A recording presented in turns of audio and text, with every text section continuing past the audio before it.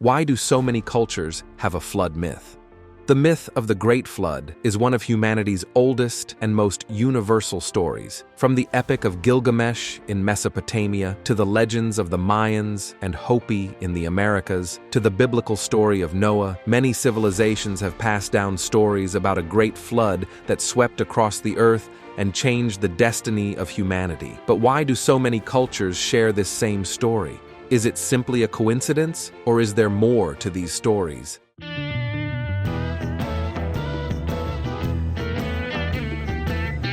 The best-known account of the flood is found in the Bible, specifically in the book of Genesis. It has been interpreted in various ways, as a divine punishment, a test of faith, or even an echo of historical events. According to Genesis, humanity had become extremely corrupt and violent. God, seeing the evil that reigned on earth, decided to destroy humanity with a great flood to cleanse the world and start anew. However, there is one righteous man who finds favor in God's eyes: Noah. God gives Noah precise instructions to build a giant ark, a huge wooden boat with 3 levels and enough space for his family and a large number of animals. The purpose of the ark was to preserve life while the flood destroyed everything else. Noah, along with his wife, his 3 sons, and their wives, boarded the ship along with a pair of each animal species, or 7 pairs of pure animals, according to another part of the text. Once Noah and his family entered the ark, the storm began. The Bible describes it raining non-stop for 40 days and 40 nights, and that even the springs of the deep opened up, causing water to cover the entire earth, including the highest mountains. All life on earth, except that which was on the ark, disappears. The flood lasts 150 days before the waters begin to recede. After several months, the ark finally comes to rest on Mount Ararat, in present-day Turkey or Armenia. After leaving the ark, Noah offers a sacrifice to God in gratitude. God, in response, makes a covenant with Noah and all humanity, promising never again to destroy the earth with a flood. To seal this promise, God places the rainbow in the sky as a symbol of his covenant with humanity. But this is not the only story of a great flood. Long before Noah's story was written in the Bible, a similar account existed in ancient Mesopotamia. It appears in the Epic of Gilgamesh, a Sumero-Babylonian epic poem considered one of humanity's oldest texts, more than 4,000 years old. The account of the flood in this epic is strikingly similar to the biblical one, leading some historians to believe that the story of Noah may have been influenced by this Mesopotamian version. In the story, the great Mesopotamian gods, led by Enlil, are annoyed with humans. The reason? Humanity has become too noisy and annoys the gods with its noise. Consequently, the gods decide to exterminate humanity with a great flood. But not all the gods agree. The god Enki, Ea, protector of humanity, disagrees with the god's decision and decides to secretly warn a righteous man, Utnapishtim, also called Ziusudra in other texts. Enki tells him that he must build a great boat and carry his family in it, along with animals and seeds to preserve life. He also advises him to lie to his people, telling them that the gods have only sent him to build a boat to leave his home. Utnapishtim follows the instructions and builds a giant 7-story boat sealed with pitch to make it waterproof. When the boat is ready, the flood begins. For 7 days and 7 nights, a catastrophic storm inundates the earth with incessant rain and giant waves. The gods observe the disaster and soon realize they have gone too far. The violence of the storm is such that even they are afraid. After 7 days, the storm finally calms, and Utnapishtim opens a hatch to observe the world. Everything is covered in water, and humanity has disappeared. When Utnapishtim leaves the ship, he offers a sacrifice to the gods, burning incense and aromatic essences. Upon perceiving the smell, the gods, hungry after the destruction, gather like flies around the offering. Enlil, the god who had ordered the destruction, repents and decides to reward Utnapishtim for his loyalty and faith. As a reward, the gods grant him immortality, making him the only human being to escape death. Utnapishtim and his wife are sent to live at the ends of the world, far from humanity, where they become guardians of knowledge and wisdom. The parallels between the two stories have led many scholars to wonder whether the story of Noah could have been influenced by the Epic of Gilgamesh. Since Mesopotamian civilization predates the Hebrew, it is possible that the biblical version was an adaptation of this ancient story. It has also been theorized that a major natural disaster, such as the flooding of the Black Sea or a major flood of the Euphrates, may have given rise to these myths. The flood also appears in Hindu mythology. The story appears in the Shatapatha Brahmana and later in the Puranas, sacred texts of Hinduism. Here, the central character is not Noah or Utnapishtim, but Manu, the first man and progenitor of humanity in Hindu tradition. Manu was a sage and virtuous king known for his great devotion and justice. One day, while performing his ablutions in the river, he found a small goldfish that spoke to him and asked for his help. Intrigued, Manu picked up the fish and took it home, placing it in a jar of water. To his surprise, the fish grew rapidly, so he had to move it to a pond, then a lake, and finally the ocean. It was then that the fish revealed his true identity. He was Matsya, the first incarnation of the god Vishnu. Matsya warned him that a great flood would soon destroy the world, and that he must prepare. Following Vishnu's instructions, Manu built a great boat to survive the cataclysm. He also gathered in it seeds of all plants to restore vegetation, animals of every species to repopulate the earth, and the Saptarishis, the 7 sacred sages, to preserve divine knowledge. When the flood began, Matsya reappeared in his gigantic form and told Manu to tie his boat to his horn with a divine serpent to guide him to safety. The flood covered the earth completely, destroying everything in its path. During the chaos, Matsya dragged the boat through the tumultuous waters to a mountain, identified in some versions as Mount Meru or the Himalayas.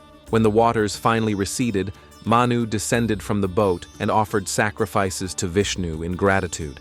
In reward for his devotion, the gods granted him the grace to repopulate the earth. From his lineage, a new humanity would be born, thus marking the beginning of a new era. The Hindu myth of the flood is different from the Mesopotamian and biblical versions in one key respect. It is not a divine punishment, but a cycle of renewal.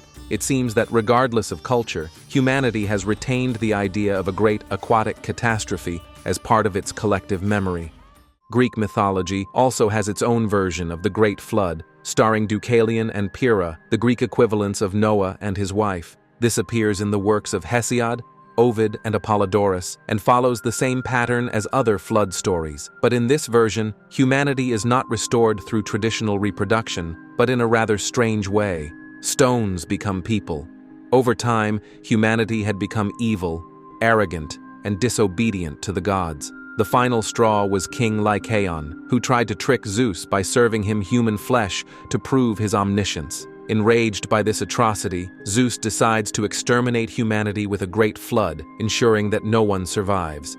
However, one of the Titans, Prometheus, who had always felt sympathy for humans, decides to secretly intervene.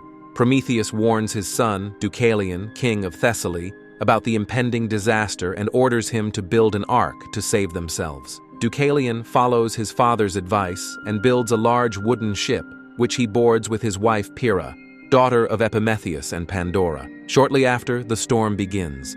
Zeus unleashes a torrential downpour that lasts 9 days and 9 nights. The entire earth is submerged under water, and all humanity perishes. The rivers overflow their banks, the seas engulf the lands, and the world is covered by water. When the storm finally ends, only Deucalion and Pyrrha's ark remains afloat. After the flood, Deucalion's ship comes to rest atop Mount Parnassus, according to other versions on Mount Etna or Mount Othrys. Upon leaving the ark, Deucalion and Pyrrha find themselves alone in a desolate world. There are no more humans, and they don't know how to repopulate the earth. So they decide to seek help from the Oracle of Themis, the goddess of justice and prophecy. The Oracle of Themis gives them enigmatic advice. Throw your mother's bones over your shoulders. Deucalion and Pyrrha, confused at first, eventually interpret that their mother represents Gaia, the earth, and her bones are the stones. Following the instruction, they begin throwing stones over their shoulders. The stones Deucalion threw became men. The stones Pyrrha threw became women. The Greek myth, like other versions of the flood, represents a cycle of destruction and rebirth. Zeus purges corrupt humanity, but allows a righteous man to restore it. In the Americas, several pre-Columbian civilizations, such as the Maya, Inca, and Hopi, shared stories about a great flood that destroyed the first humans. These stories, passed down orally for centuries, reflect both these peoples' worldview and their relationship with nature and the gods. The Popol Vuh, the sacred book of the Maya, narrates the creation of the world and successive generations of humans. According to this story, the creator gods, Hurricane, Tepo, and Guchumats, attempted several times to form humanity. Before the final creation, there was a race of men made of wood who possessed neither souls nor understanding. These beings were ungrateful to the gods, they did not worship them, and did not respect nature. Faced with this lack of respect, the gods decided to destroy them with a great flood. During the catastrophe, animals, household utensils, and even their own dogs and turkeys turned against them. The survivors of this wooden race were punished. Some were turned into monkeys, a reminder of the imperfect humanity that existed before the true men of corn. In Inca mythology, the god Viracocha, creator of the world, decided to punish the first humans for their bad behavior. According to the myth, Viracocha had created giants and primordial humans, but upon seeing their disobedience, he sent a great flood that covered the entire earth and destroyed almost all living beings. Only a few people managed to survive. Among them were Manco Capac and Mama Oclo, the children of the sun, who emerged from Lake Titicaca to found the Inca Empire and guide their people toward civilization. The Hopi, an indigenous tribe in the southwestern United States, also have their own version of the flood. According to their tradition, in the ancient era of the Third World, humans had fallen into corruption and chaos. A kind spirit, Masawu, warned the Hopi of the impending disaster and advised them to flee to the highlands. Only those who followed his advice and respected the sacred teachings survived. When the waters finally receded, the survivors were guided to the Fourth World, the present one, where they were to live in harmony with nature and spiritual forces. From the biblical account of Noah's Ark to Mesopotamian tales, including the myths of the Mayans, Incas, and Hopi, many cultures have passed down versions of a great flood that destroyed humanity. This raises an interesting question. Could there be a real event behind these stories? While some consider them to be myths with symbolic meaning, others believe that stories like these could have arisen from real natural disasters that occurred in prehistoric times. One of the most popular scientific theories suggests that the origin of some flood myths could lie in an event that occurred approximately 7,500 years ago. According to researchers, the Black Sea, which was once a freshwater lake, experienced a sudden rise in water level when the Mediterranean Sea breached a natural barrier. This event would have caused a massive flood, displacing entire populations and leaving a strong impression on the cultures that experienced it. But this is not the only event. Throughout history, megatsunamis have devastated coastal communities. One possible example occurred around 6,100 BC, when the Storegga submarine landslide off the coast of Norway generated a giant tsunami that devastated parts of northern Europe. Another catastrophic event occurred on the island of Santorini around 1600 BC, when a volcanic eruption triggered a megatsunami that may have inspired the myth of Atlantis and other stories of flooding in the Mediterranean. At the end of the last ice age, approximately 12,000 years ago, glaciers began to melt, causing a significant rise in sea level. Previously inhabited regions were submerged, forcing ancient people to migrate and adapt. This melting process may have given rise to multiple stories of catastrophic flooding in different parts of the world. Lowlands and fertile valleys were covered by water, and memories of these events may have been passed down orally, eventually becoming myths. Although it's impossible to prove that a single global event caused all flood stories, the commonality of these stories across so many cultures suggests they are based on real experiences of great ancient floods. But this is the time for you to share your opinion on this topic, and remember to respect the opinions of others. Also, I remind you of the channel's membership role, which helps me and doesn't rely on views. Please like and subscribe if you haven't already. I'll see you in my next video.